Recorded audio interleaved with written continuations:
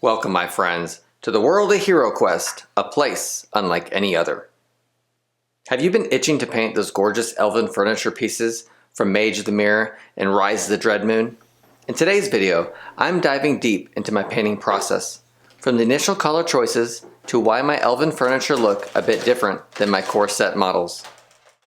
And with the release of the latest game system, First Light, these expansions will surely become an easy way to pick up 3D furniture models, as well as 2 wonderful quest packs. Stick with me, and I'll go over my painting process and hopefully inspire you to grab your brush and get painting today. This is the Fair Weatherman.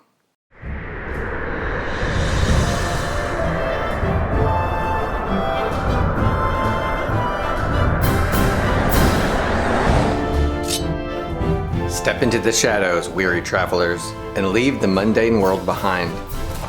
Within these hallowed walls, you'll find treasures forged in the fires of antiquity.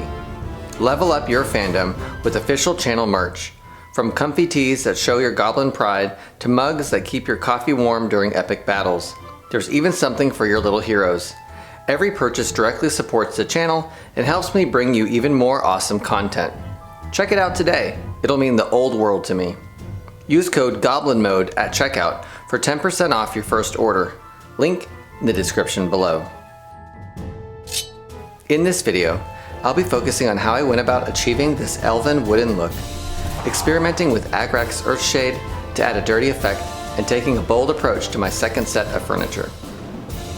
If you're new to HeroQuest, these 2 expansions will give you almost every piece of furniture found in the game system, but the torture rack and 1 extra table. This will allow you to take your 2-dimensional furniture tile pieces and bring them into the 3rd dimension, something I highly recommend. After asking the Reddit community for inspiration before I set out on this project, I was given some helpful information about the typical color palettes and material choices for all the different types of elves, reflecting on their environments and cultures and how they should influence the color choices I chose. Thank you, Free Awareness 3385, for giving me the following descriptions. Essentially, each elf type aesthetic reflects their environment and culture, with color choices and materials usage reflecting their unique characteristics and lifestyles. The elf has always been my most treasured hero, and the one I always played as a child. In my mind, I always imagined my elf hero as one close to nature with a deep connection to the forest and its creatures. A skilled hunter and archer with a deep understanding of the natural world and its rhythms. Symbolizing magic and mystery, provide an ideal setting for these ethereal beings. This depiction has become a staple in fantasy, reinforcing the image of elves as guardians of the forest. With this vision established, time to break down how I achieved this look. Let's get into this. During my initial painting session over the Thanksgiving holiday, while tackling the core set, I began work on this seemingly simple piece. However, I struggled to devise a unique design that would both satisfy my creative aspirations and establish a distinct thematic experience for my heroes in the elven set. Consequently, I set the piece aside to revisit it later. After acquiring Agrax Earthshade and Nolan oil, I eagerly sought to experiment with these effects on the finished product. With the vision of a yellow cedar-like wood in mind, I embarked on creating a custom yellow tone. Despite my initial reservations about the resulting yellow hue, I continued with the project, adding a metallic silver details to the legs and painting the creeping vines green. When it came to applying the wash, I took a deep breath and generously applied Agrax, allowing it to pool in the textured tabletop. As the piece began to dry, my anxiety subsided. The rugged appearance that emerged, reminiscent of a once pristine table weathered by centuries of use, exceeded my expectations. This successful color integration provided the confidence I needed to proceed with the rest of the set.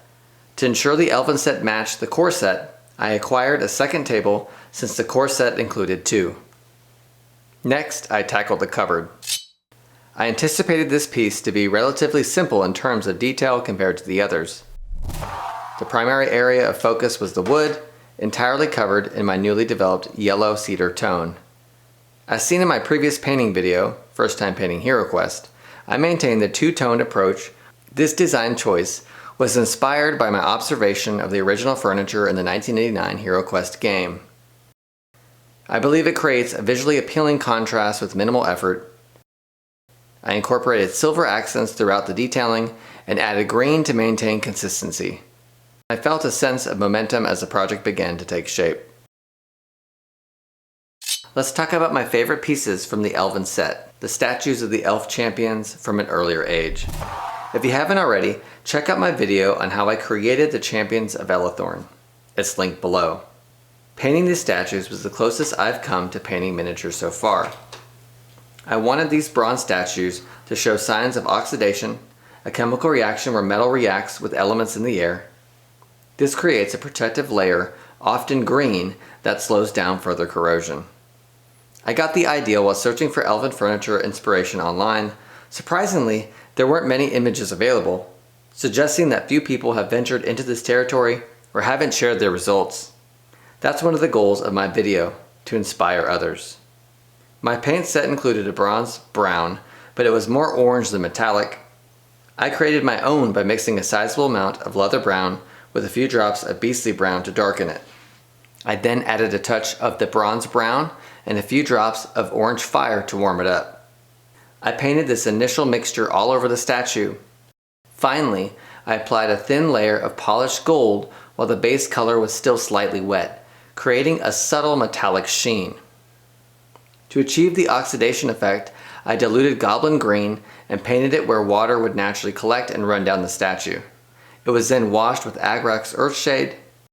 The base of the statues was painted with Stonewall Gray, and then I added a wash of Nolan oil behind the crest for added depth. I really like the end result. The Sorcerer's Table. Wow, I really love this result. Notice the blood red bookmark peeking out from the Elven spellbook, creating a striking contrast against the green cloth draped over the stone table. I painted the magic ball silver to echo the silver trim details seen throughout. Be extremely careful when painting the intricate patterns on the tablecloth. If you make any mistakes, don't worry, simply go back over them with a thin brush for a clean finish. Be sure to paint yourself an evil rabbit like I did on the sacred text. Initially, I noticed the absence of a torture rack in either of the box sets. This sparked an interesting thought. Could this be a subtle statement about elven culture and their aversion to torture? No. Both quest packs have quests that actually include the torture rack, along with a new furniture piece, the Arcane Prison, designed to contain dread energies. This observation reminded me to incorporate at least one color shade with the torture rack to maintain visual consistency while displaying the elven furniture alongside painted pieces from the core set. Initially, I was concerned about introducing too many colors in this piece. However, I ultimately decided to embrace a bolder approach, incorporating a few key colors from each individual piece: forest green, bone white, with a touch of yellow, and bronze. I believe this approach successfully creates a natural aesthetic that reflects the lifestyle of my wood elves.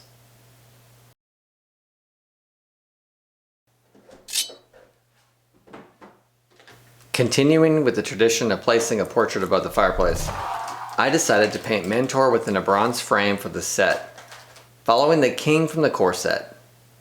I used the original EU hero tiles as a reference for his likeness.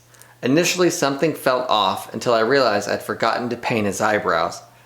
After adding them in, the fireplace, now adorned with 2 additional bronze statues, seamlessly integrated with the overall aesthetic of the other painted pieces. Alright, on to the Elven Throne. A masterpiece of magic and beauty. This miniature is brimming with intricate details: antlers, vines, leaves, even tiny statues adorning the armrest. Every element is so finely crafted, it took some time to decide how best to bring it all to life. While it might seem a bit busy on its own, within the context of the entire collection, it seamlessly integrates with the overall dungeon aesthetic. I could play it safe, but I wanted to challenge myself and let my creativity shine. The bookshelves proved to be a bit of a challenge. I anticipated it would take longer to paint, than some of the simpler pieces, given the intricate details of the shelves filled with sacred texts, scrolls, and gems. Allocate ample time and consider painting both shelves simultaneously. When you have a color loaded on your brush, look for other areas on either shelf where you can use the same color. I added the two-toned approach using brown and yellow cedar while maintaining a black background to make the items on the shelf stand out.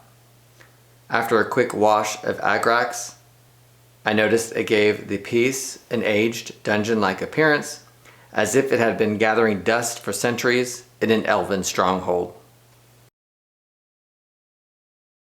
I absolutely love how the weapons rack turned out. The choice to use dark green and bronze repeatedly throughout the project was a fantastic decision. It really elevated the finish on the shields and swords, taking a typical brown shield and making it a standout piece. I also added some of that green goblin diluted color on the bronze shield to make it look like it's been weathered and corroded as well. This was a very satisfying piece to paint.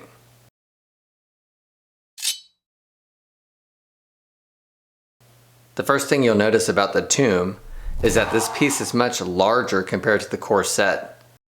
It will definitely make a statement on the game board. I wanted to emphasize the bronze armor on the fallen warrior while adding touches of dark green vines and yellow cedar for contrast. The base features bronze accents and a wash of Nuln oil to enhance the embossed stonework. Throughout the painting process, I kept reminding myself to go all in. This all or nothing mentality pushed me to make a bold statement with the treasure chest. After all, the enchanted nature of these sculpts practically screams wood elf. I had to steady my hand while carefully applying each layer of paint. The successful green wash on the chest gave me the confidence to approach the Alchemist Bench with a similar boldness. If you take anything away from this video, I hope it's to encourage you to step outside your comfort zone and experiment with color schemes. Don't be afraid to make a statement.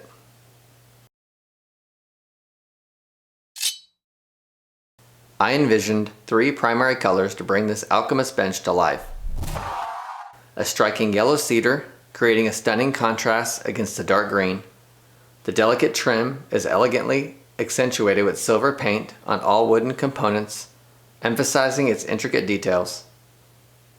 Remember to add text to the open scroll and paint each bottle of potion with a unique color scheme. I thoroughly enjoyed the slow, meticulous process of painting this piece. I'm so grateful for the limited number of doors in this set, and the 3 distinctive variations help to alleviate any monotony. As seen on the wooden exit door, I incorporated the deep red accents that I utilized in the game system, placing splashes of this blood red color above the wooden elven doors. To maintain consistency with the dungeon's tables and shelving units, I used the same yellow wood tone for the door.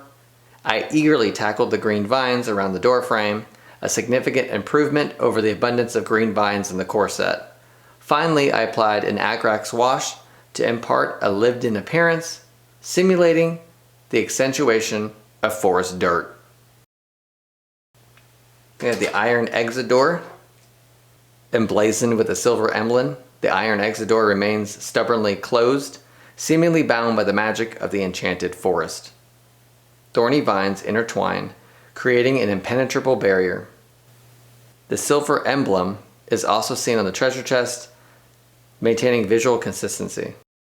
Outlining the door in a dark green proved challenging, but I adhered to my layering technique, applying the deepest color first and gradually working towards the outer edges. I believe this intricate detailing ultimately enhanced the finished product. Now you get 1 each of the wooden doors and the iron exit doors in both expansions.